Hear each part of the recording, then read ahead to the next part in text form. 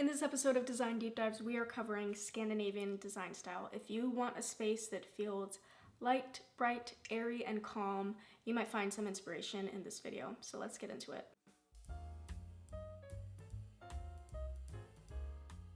Scandinavian design style sort of came about in the early 1900s, and then it became more widespread in the Nordic region by the 30s. It really didn't get to North America until around the 50s. What I find really interesting about this interior design style is that it was kind of born out of necessity.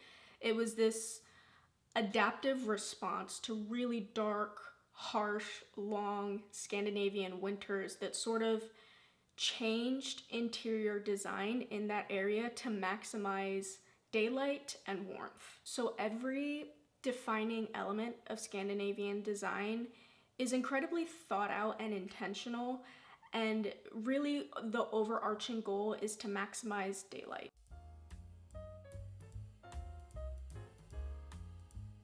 One of the core principles for Scandinavian design is functionality. So that is like first and foremost. It's creating a space that is practical. And this goes down to even furniture. So a lot of the furniture in Scandinavian design is made to be practical first, and beauty follows, if that makes sense. There's not a lot of ornamentation in the furniture. For example, you don't see a lot of like wood carvings. That's just not really in line with the overall ethos of this style. The focus is on craftsmanship and quality and practicality. Paul Henningsen, a Danish designer who made a lot of very iconic Scandinavian light fixtures and furniture, he believed that beauty was a byproduct of functionality, and you can see that as a through line in a lot of the Scandinavian designs. The very simple form of Scandinavian furniture also visually just creates a very light and airy look. A great example of this is the wishbone chair. Visually, it is not heavy compared to traditional furniture, which is very visually heavy. The second core principle, as I mentioned, is maximizing light. This is seen in several different ways. So we can start with architecture. A lot of the spaces are going to be open concept, and this allows for the light coming from the perimeter of the house through the windows to sort of flood the rest of the space.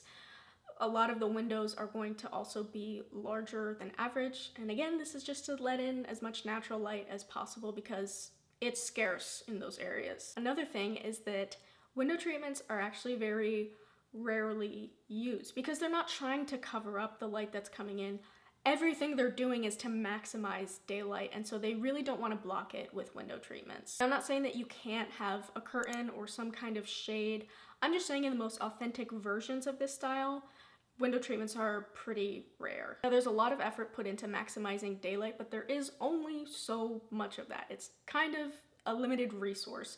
And so something else that they will lean into is really layering their light sources. I have seen suggestions for anywhere from 5 to 10 light sources for every room. Now, that seems like a lot, especially, I mean, even for someone who I really like lamps and sconces and everything, but like 10 seems like a lot. But the key is to do a lot of light, but very dim and soft. You'll see this in a lot of the Nordic light fixture designs.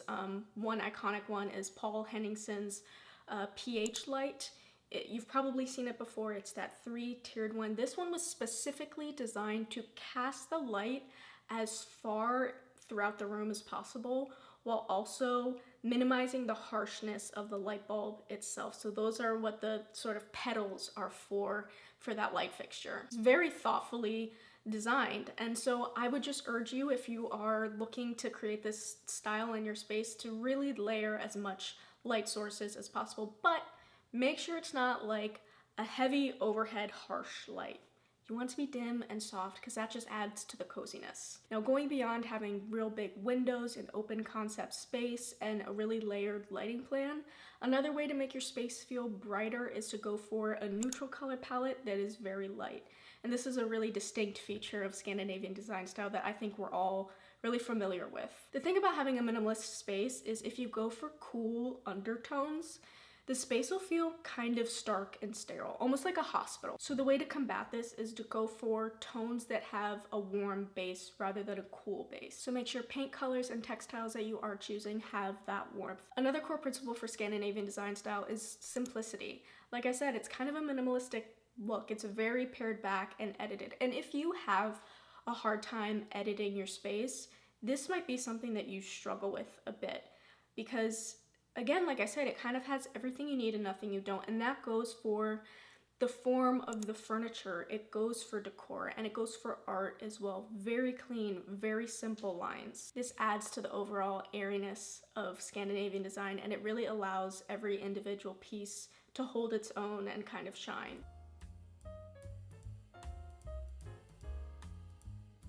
So we touched on some really key features of Scandinavian design style, and you probably already have a really good idea of how to bring it to life in your space, but some additional tips that I have for you would be, one, to kind of consider the bones of your space. If you don't have a space that sort of falls in line with the overall look of Scandinavian design style, meaning larger windows, not a lot of ornate detail, light wood flooring, you might find it kind of hard for this style to look authentic in your space. So make sure that you aren't going against the bones of the home that you already have. Another tip I would have for you is to make sure that you're investing in some good clothes storage. Again, it's a very minimalist looking space, and most of us aren't going to throw out all of the stuff that we have. We need it, and so make sure that you are keeping the items that you need for everyday life, but you're putting them behind closed doors to keep that minimalistic look. The next little tip I have for you is to really maximize the amount of texture that you have in the space. This is really important, especially if you're going for the more neutral color palette. Now, by the way, just side note, you can absolutely have some pops of color in Scandinavian design style. There are actually really good examples of spaces that incorporate some color. So that's not a super hard and fast rule, but it is a more authentic version of this design style. But anyway, back to texture. If you aren't having a lot of color in your space, you need to bring in visual interest in other ways. And that can be done in just varying the texture. So you might go for unglazed ceramics that have a little bit more of a rough surface. You might go for different types of fabric, natural based fabrics, so linen, cotton, wool, those are all really great textiles to have in a Scandinavian space. Texture is just really important to bring into an all neutral space, and I think it adds a little bit more of that warmth and comfort into a Scandinavian style home.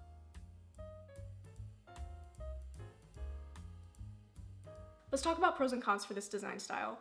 A pro for me is that it's really common to see a lot of natural material in Scandinavian design style because they go for quality, and that is super important. I think this really separates spaces that are sort of cosplaying as Scandinavian versus the really authentic version of this style. Highlighting natural materials and quality is incredibly important, especially again because you don't have a lot in the space, and so each item you can likely afford to invest a little bit more because you're not buying as much. And I think that that is just a really great aspect of this design style and something that I really appreciate. A con for this design style to me is just that it's a very distinctive look. It's very specific. And if you are somebody who is still trying to find your personal style, this is a really hard one to evolve.